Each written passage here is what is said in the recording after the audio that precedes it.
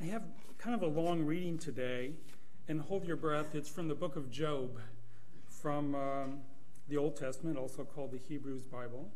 And later on, I'm going to make a case that the book of Job should be required reading for all UUs, and I'll tell you why in this sermon. But it's a fairly long story, and just to let you know where I'm jumping in. Again, Job, I'll go into more detail. Job has gone through all kinds of terrible ordeals, and he's trying to figure things out, and his friends are trying to figure things out, and nobody's able to figure anything out. And then out of the whirlwind, guess who shows up? God shows up. And so this is the weirdest explanation you're ever going to hear for why somebody has suffered. And it's difficult for two reasons. First of all, it doesn't make much sense, but I think I've made sense out of it. And I'm also going to read from you out of the King James Version. So even if it made perfect sense, the language is still difficult. So here you go. And this is a heavily edited version of a much longer version of this story. So it's weird. So just pay attention to me, and I'm going to explain it later. So this is God, and he's speaking to Job. Knowest thou the ordinances of heaven? Canst thou set the dominion thereof in the earth? Canst thou lift up thy voice to the clouds, that abundance of waters may cover thee? Canst thou send lightnings that may go and set unto thee, here we are? Who hath put wisdom in the inward parts, or who hath given understanding to the heart? Who can number the clouds in wisdom? Who can stay the bottles of heaven, when doth growest into hardness, and the clods leave fast together? Who will hunt the prey for the lion, or fill the appetite of the young lions, when they couch in their dens and abide in the covert to lie in wait? Who provideth for the raven his food, when his young ones cry unto God, they wander for lack of meat? Knowest thou the time when the wild goats of rock bring forth? Or canst thou mark when the hinds do calve?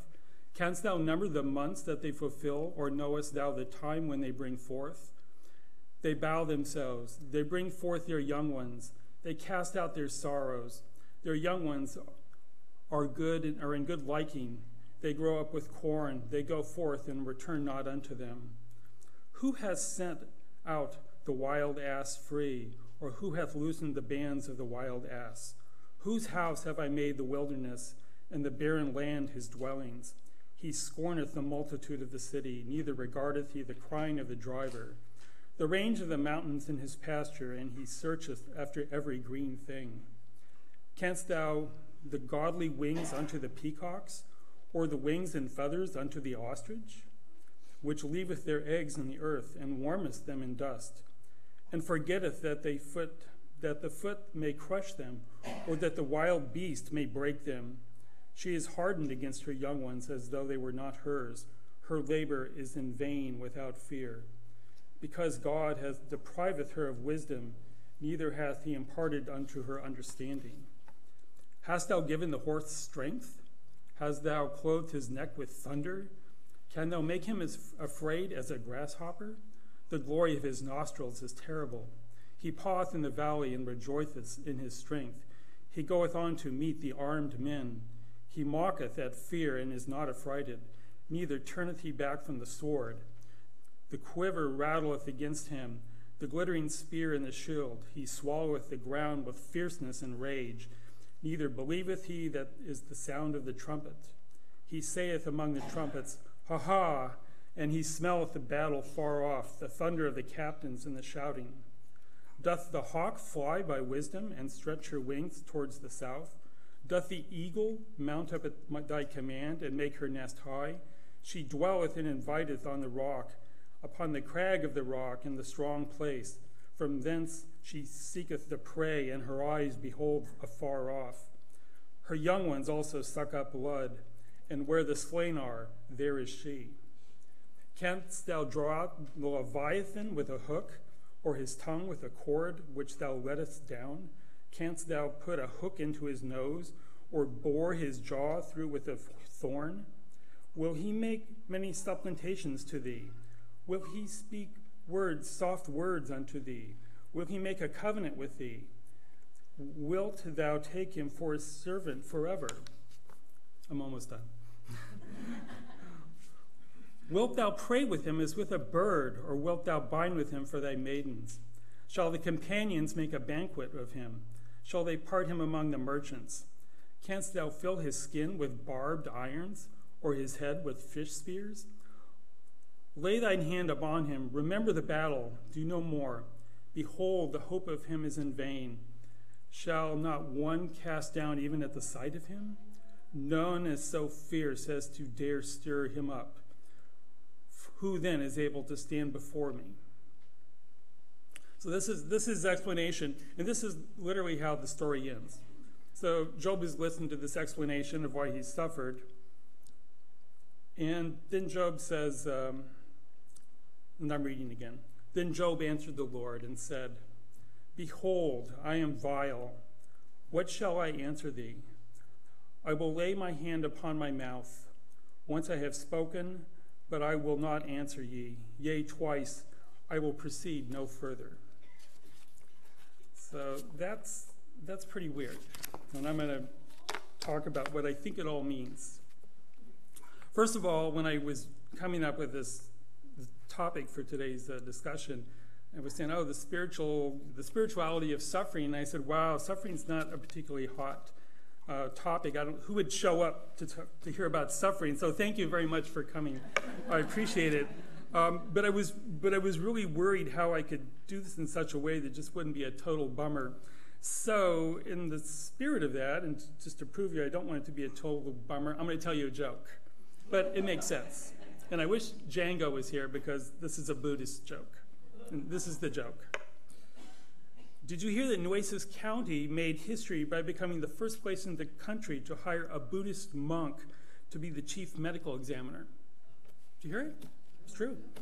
Yeah, but they had to fire him after only 6 months on the job. He had a shaved head, he wore the orange gown, sandals, the whole 9 yards. But after they reviewed his work, they discovered he wasn't using the traditional scientific rigor you would expect from a coroner, and they knew that because when they examined all the autopsies he'd done, without exception, every single time where he had to list the cause of death, he wrote birth. So they had to let him go. Back to Thailand, I think. I'm not sure. So anyway, that's my joke.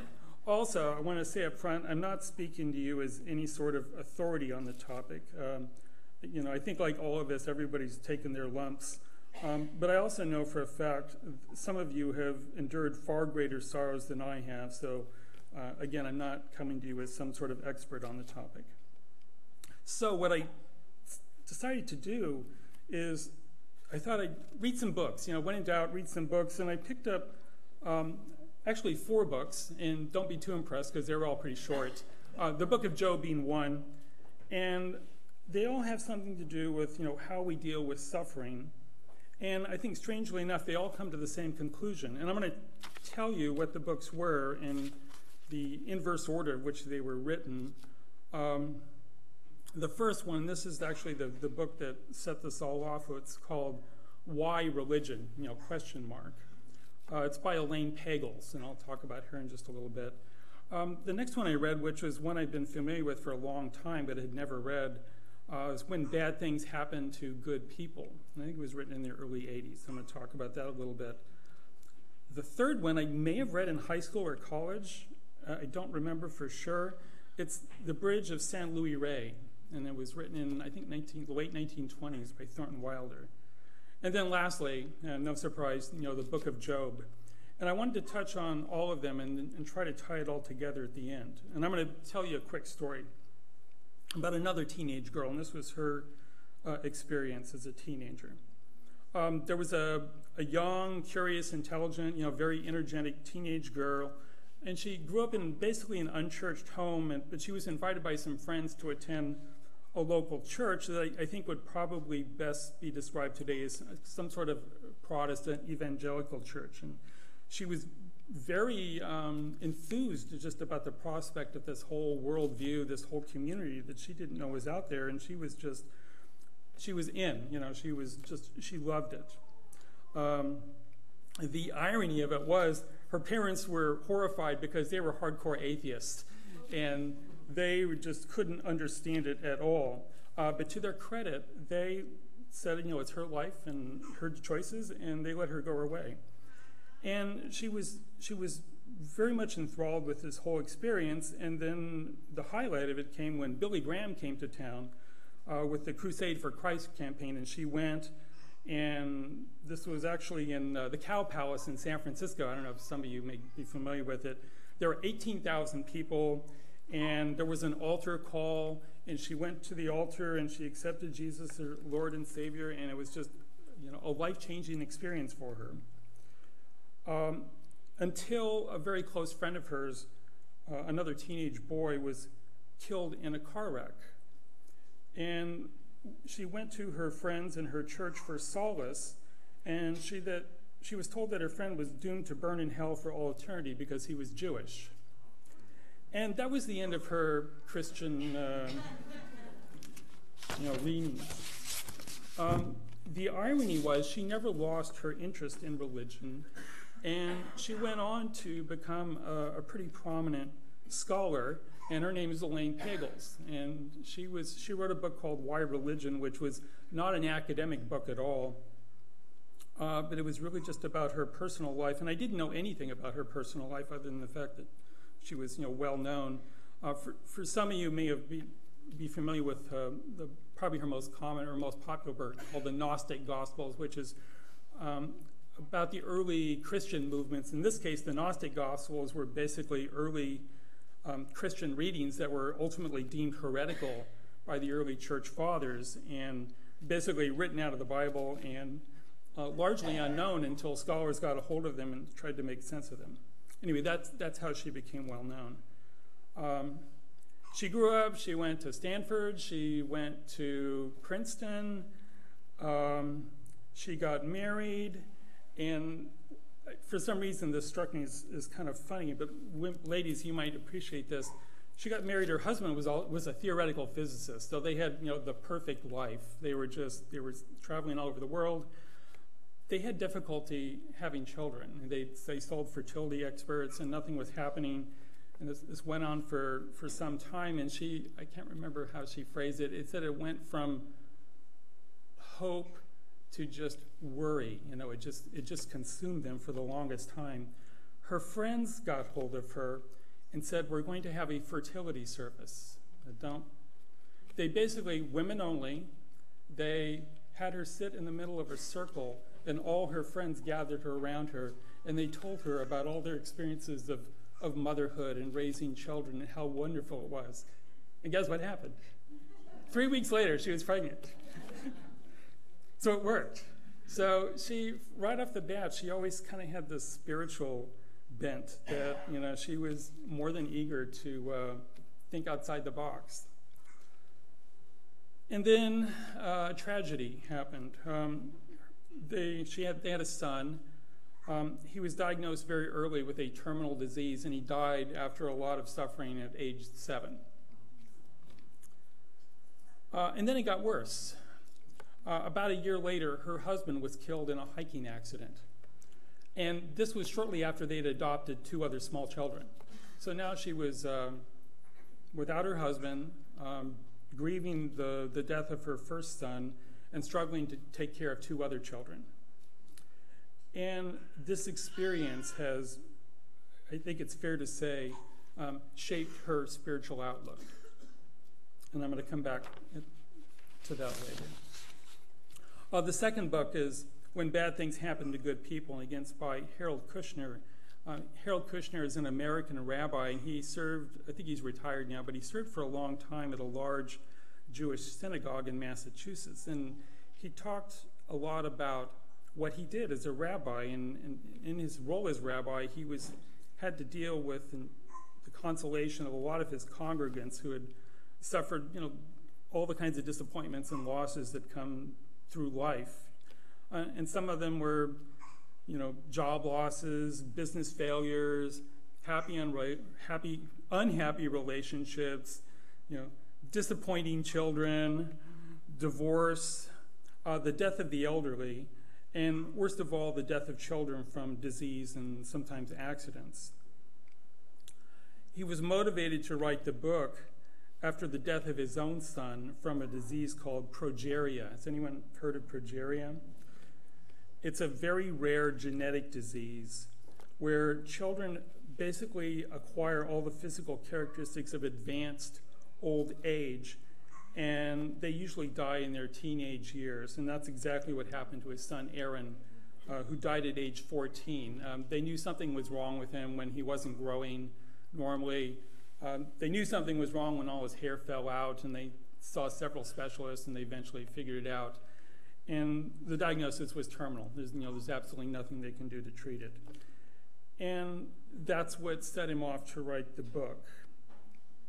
Because he's a Jew and is a theist, he had to address all the common explanations in terms of what role God would play in a world like this. And it's the classic discussion, if God is all compassionate and all powerful, then how could there be evil and bad things in the world? And the common explanation I always hear, well, God gives us free choice, so we can do what we want, and it's kind of up to us. And I always said, well, if he's all powerful, then he would make a world where people don't have to do bad things. We still wouldn't have to suffer if he was all powerful. So I was never completely satisfied with that argument. And he goes into the logic of those arguments. From a theistic viewpoint, God only punishes bad people. So if you're suffering, then obviously you've done something to deserve it. So that's one explanation. The other explanation is God sometimes punished good people, but there was some sort of benefit that would come out of it. You'd come out tougher. You would learn something from this experience, and you would, perhaps even thank God for, teaching you something. So that's the second possibility. The third possibility is probably the weirdest, is sometimes God hurt people to punish other people. So the argument might be that God punished his son Aaron because of some misdeed that he had done, and he ruled that out completely. He said, that's crazy, and I wouldn't worship a God like that anyway. So he ruled that out. The fourth reason, and it's sort of a catch-all, and I think it's not a good reason, is there always is a reason for suffering. It's just that we aren't capable of seeing the big picture. So you often hear when some terrible tragedy occurs, people will say, well, it happened for a reason. There's something, it fits into some bigger story that we can't understand. And Kushner rejected all of these. And I'll come back to it towards the end, but that puts him in a dilemma because being a theist, you sort of have to buy into one of these somehow, some way, but he doesn't, and I'll tell you why. The third book was The Bridge of San Luis Rey. I'm just curious, how many people have read it or are familiar with it? A few of you. It's a great story. I got to tell you real fast what it's about. It's a fictional story about the collapse of a rope bridge in Peru in 1714, so a long time ago. The bridge was woven by the Incas, maybe 100 years earlier, and it collapsed at a unique moment in time, hurling 5 people to their deaths into the gorge below. The collapse of the bridge and the death of the 5 people is witnessed by Brother Juniper, who is a Franciscan friar who was on his way to cross the very bridge when it collapsed, before he got to it. He did not know any of the individuals on the bridge, but he was overcome with emotion at the severity and the suddenness and the unpredictability of the tragedy. And he considered the possibility it was just a random chance that happened, and those 5 people were just unfortunately on the bridge when it happened, and there's really not much to make of it. But he didn't like that. He, being a theist, he said that, God, it must have been part of some larger plan, and he set out to demonstrate God's divine providence on why these 5 people died in the bridge. And over the next 6 years, he compiles a huge book of all the evidence he gathers to show that, the beginning and the end of a person, in this case, these 5 individuals, were all part of God's plan. I don't normally reread books, mainly because there's too many books already and I'm never going to get around to them. But I'm glad I did in this case because my recollection of it was completely wrong. I was thinking at the end of the book that he finds no common thread among the 5 people at all and throws his hands up in the air and just says it's totally meaningless, life is meaningless. But that isn't the way it happened, and that's why I'm glad I went back and read the book.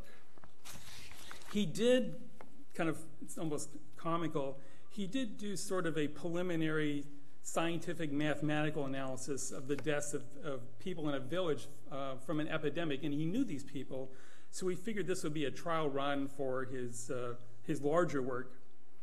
And he actually attached a point value to all the people that had died in this epidemic. For example, you got 0 to 10 points for regular attendance at the Sunday Mass, 0 to 10 points for contributing a necessary skill to the community, and 0 to 10 points for moral rectitude. Were they good people?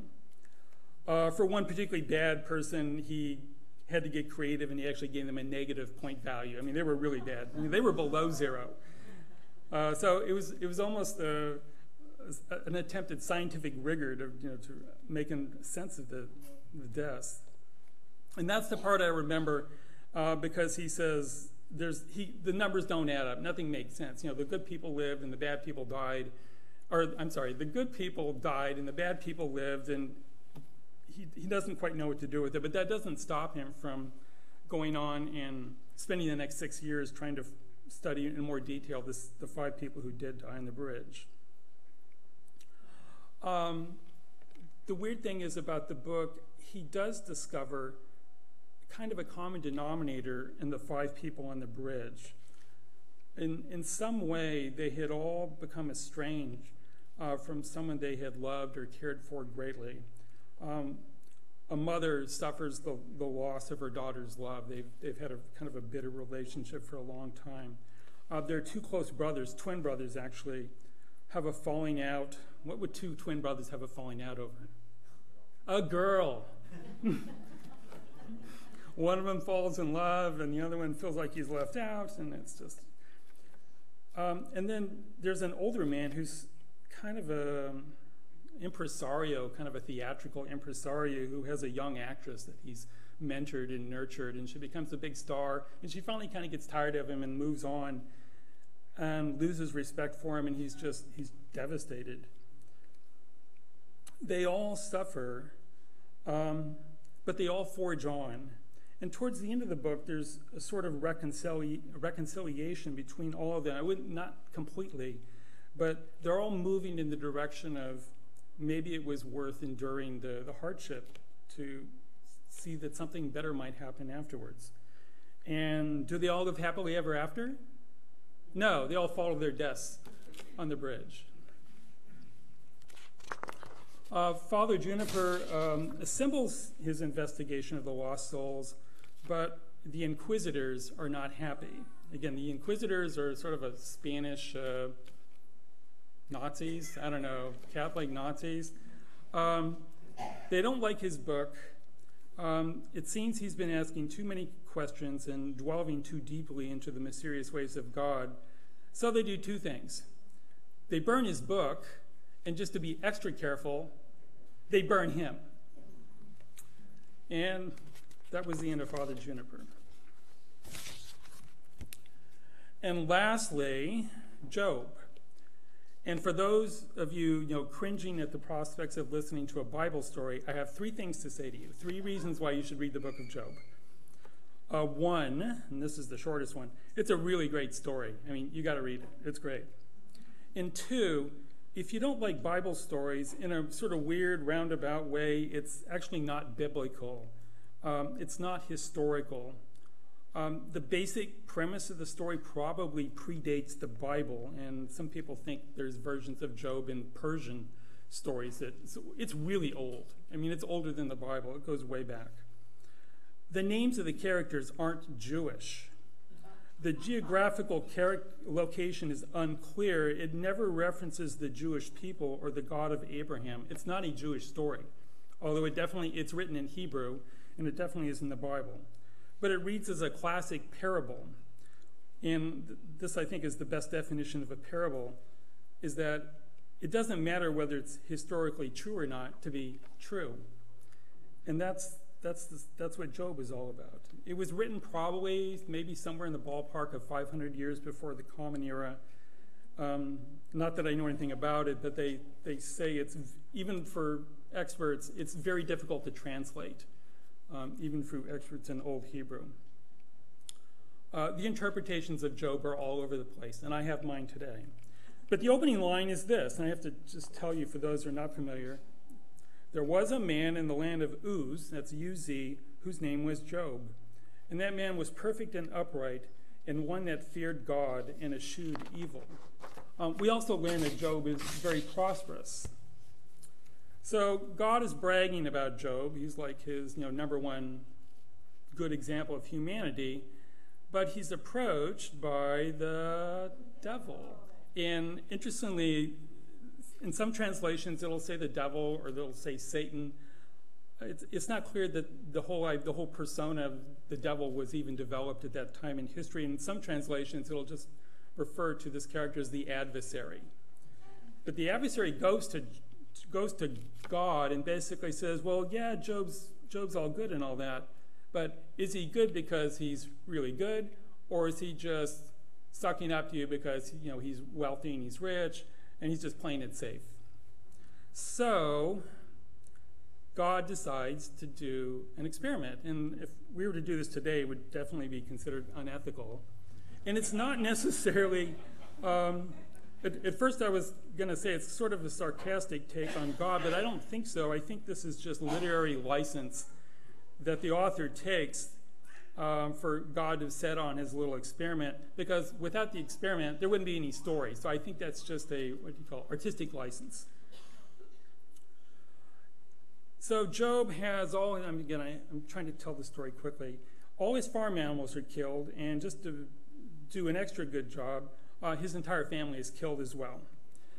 And just to make sure he suffers a little bit more, his skin is covered with sores. And you'll see Old Testament pictures or medieval pictures of Job sitting around with all these boils and blisters all over his body. He's in pain, physical and emotional.